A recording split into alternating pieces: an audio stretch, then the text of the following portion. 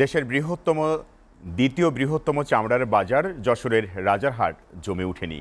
সরকার নির্ধারিত দামে বিক্রি হয়নি কাঁচা চামড়া। এতে মাঠ পর্যায়ে বেশি দামে চামড়া কিনে হতাশ মৌসুমী ব্যবসায়ীরা। যশোর থেকে রকুনুজ্জামান রিপনের প্রতিবেদন।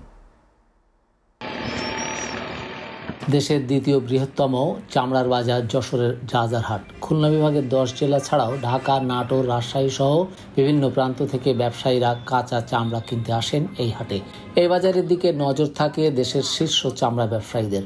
প্রথম 2 হাটের মতো ঈদ পরবর্তী তৃতীয় হাটেও চামড়ার দাম না পেয়ে ক্ষতির মুখে পড়েছেন মৌসুমী ব্যবসায়ী। ওয়ালটন আবারও মিলিয়নিয়ার অফারে ওয়ালটন ফ্রিজ কিনে আপনিও হয়ে যেতে পারেন মিলিয়নিয়ার।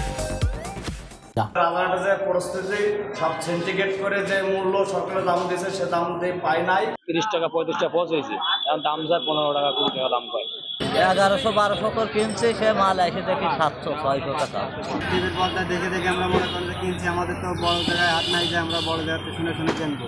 ভারতে কাঁচা চামড়ার দাম বেশি থাকায় পাচার রোধে সীমান্তবর্তী এলাকায় কড়া নজরদারি চালাচ্ছে বিজিবি সহ আইন শৃঙ্খলা রক্ষাকারী বাহিনী। কোনো ধরনের চামড়া বহনকারী যানবাহন যাতে প্রবেশ করতে না পারে।